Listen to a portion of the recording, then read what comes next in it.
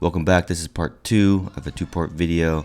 If you haven't seen the first part, please go back and see the first half of this video. So let's move on to our final group of pathologies. I am calling these the health insurance algorithm. By that I mean, if you're trying to get things approved by health insurance, the algorithm is this: physical therapy or home exercises, plus or minus NSAIDs. 6 weeks later, you order advanced imaging. So X-rays, MRI, only if there's neurologic symptoms. If there's neurosigns and symptoms, you're allowed to order an X-ray, MRI. And depending on those results, you either send for an injection, some sort of epidural injection, or surgery. So these are sort of non-urgent health matters regarding the lumbar spine. Again, on a test and in real life, the answer for treatment is some sort of PT exercise program plus or minus NSAIDs, then advanced imaging if neurologic symptoms suggest it, followed by injection or surgery. So the first one I would like to talk about is an adult patient, healthy patient that comes in with sudden low back pain that radiates down one leg to the toes. They may be specific as to which toe or which side of the leg, doesn't really matter. They're presenting with lumbar radiculopathy. The most common cause for this is a disc herniation. So disc herniation,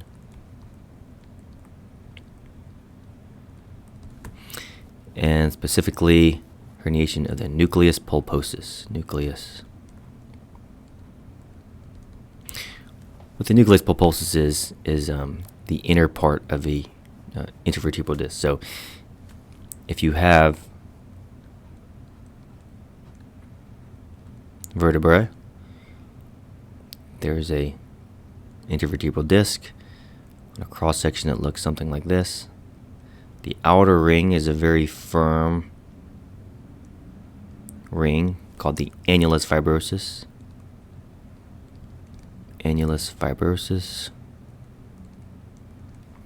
The inner is a more jelly-like substance, and that is a nucleus pulposis.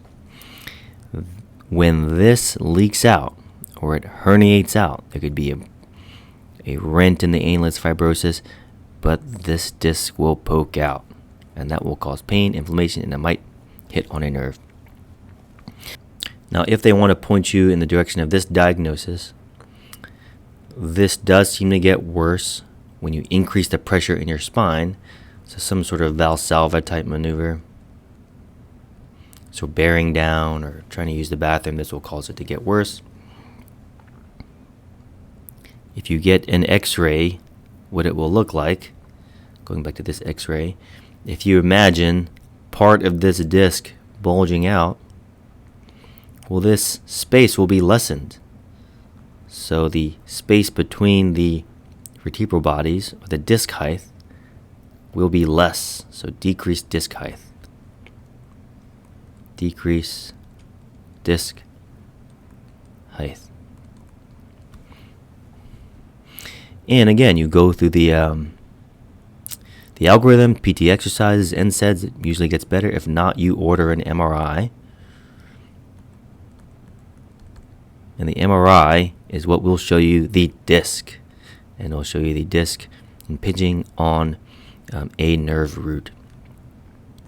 Treatment, again, you can try injections. If that doesn't work, you can do surgery to decompress that disc, which is essentially just getting a rongeur or some other device and just removing that disc from the spine. The second one of this group I want to talk about is an elderly patient that comes in complaining of lower back pain, and also pain that seems to get worse when he is walking, and it gets better when he leans on a grocery cart. This pathology is spinal stenosis.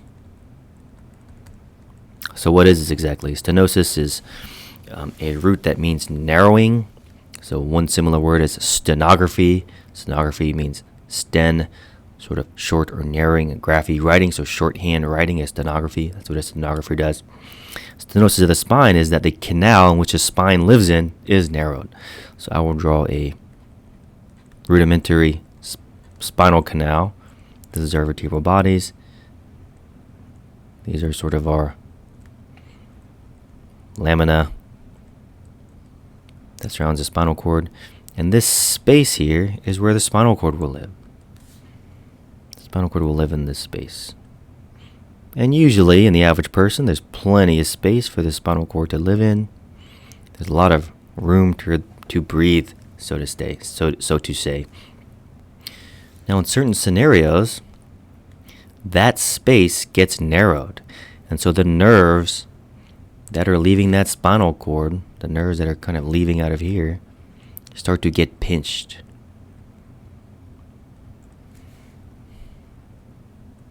And this is definitely positional, because when you change the position of your spine, you're already narrow, so that narrows it even more. You will get the symptoms.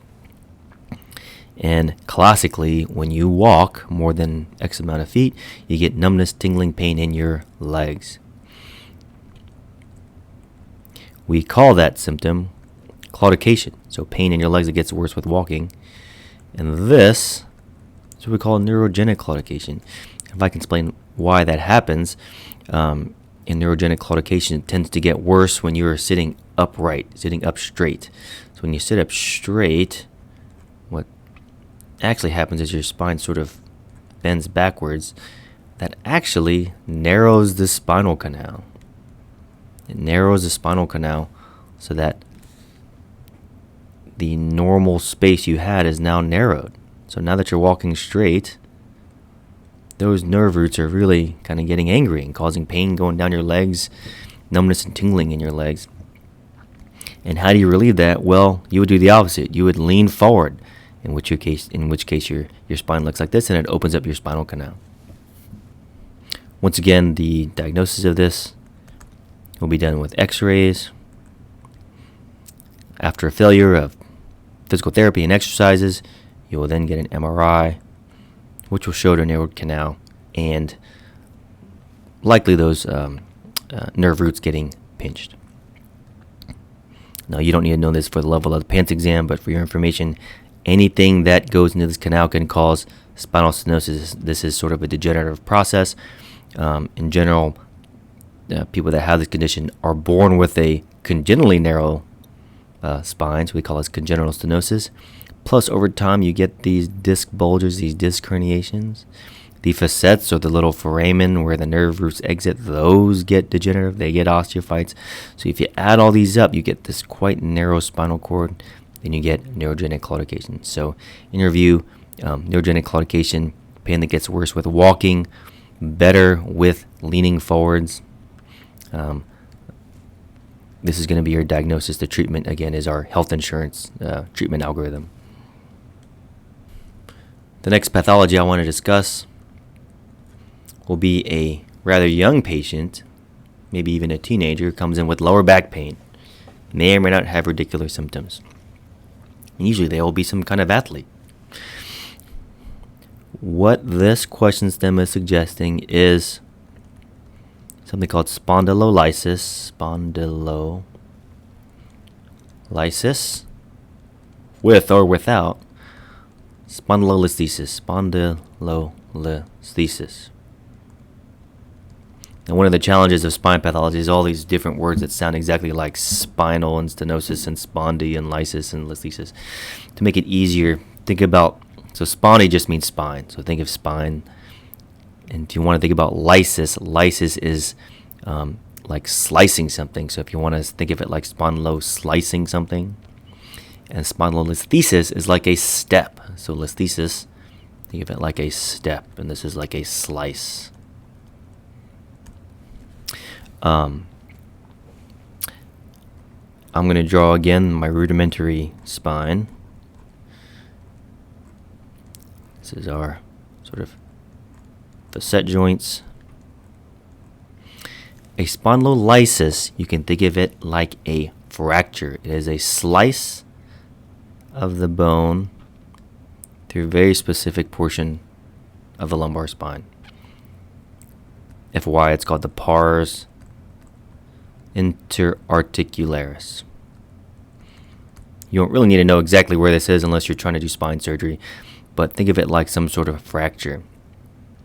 A listhesis, spondylolisthesis, is when one of these vertebral bodies steps forward. So I was going to draw a rudimentary spondylolisthesis.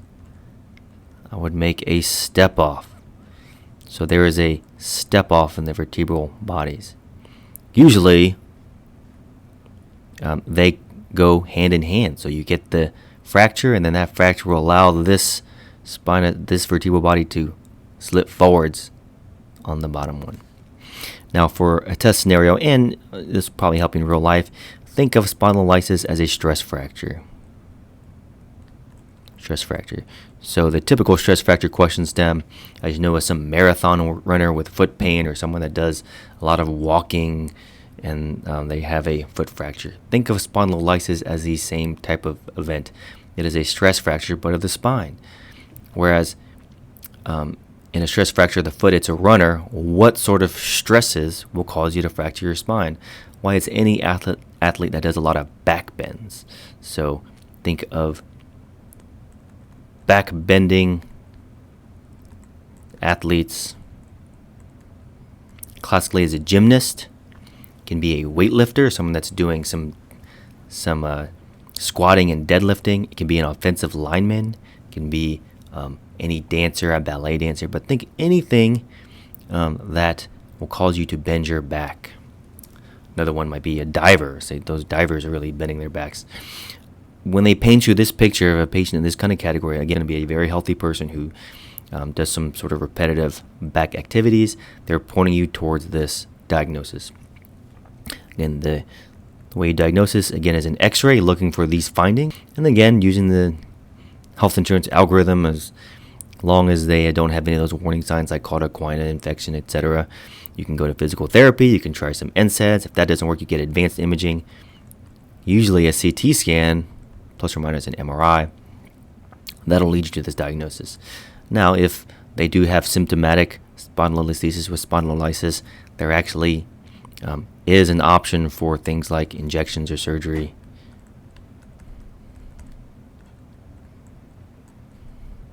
That's definitely beyond the scope of this sort of exam. The final pathology I want to talk about on this video is a patient with lower back pain. They may or may not have radicular symptoms. And the key finding is that it seems to be worse right in the morning upon waking up, and it gets better with time. What I'm talking about is sacroiliitis, which on a PANCE type exam is almost synonymous with ankylosing spondylitis.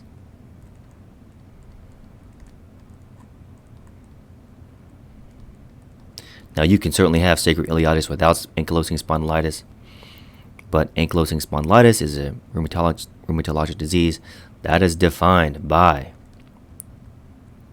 sacroiliitis, uveitis, and that catch lab finding, which is HLA-B27. So what exactly is ankylosing spondylitis?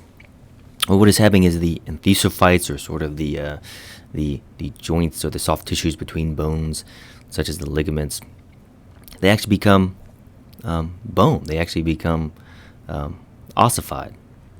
In the case of a spine, so you have a spine, you have these soft tissues, which are discs here. I'll draw these in a different color. I'll draw this in maybe like a blue. You have these ligaments that are coming on either side of the spine like this. These little soft ligaments that are naturally, they bend and they flex and they move around. Over time, they become bone. So instead of being the soft, flexible blue ligaments, they actually become these ossified bones.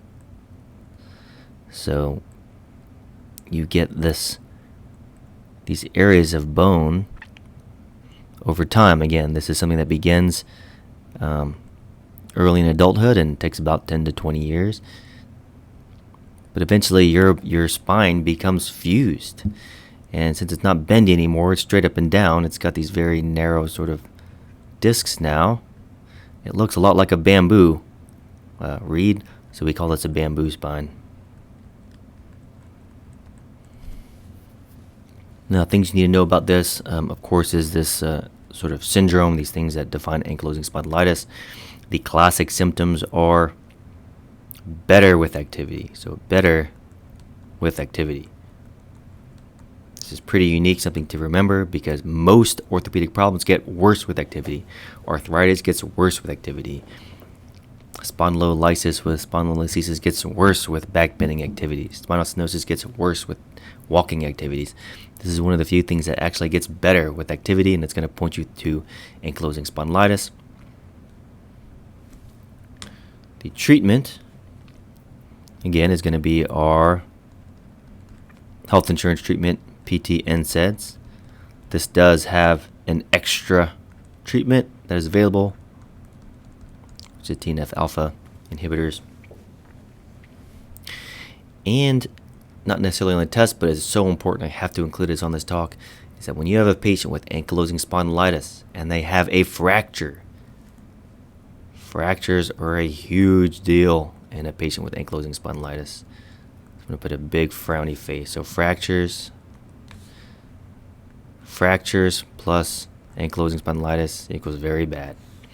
And the reason is if your spine is fused, if this is your spine, from your neck all the way down to your sacrum, this is your sacrum, if you break the spine, the chance of you having a severe spinal cord injury is very high, because now your spine will just snap like a twig, and that is no bueno, as we would say. So that is my talk on lumbar spine pathology. Hopefully this is helpful. Please subscribe to the channel and like. My name is Will Kang. I'm an orthopedic surgeon currently practicing in Baltimore, making these videos for your education and benefit.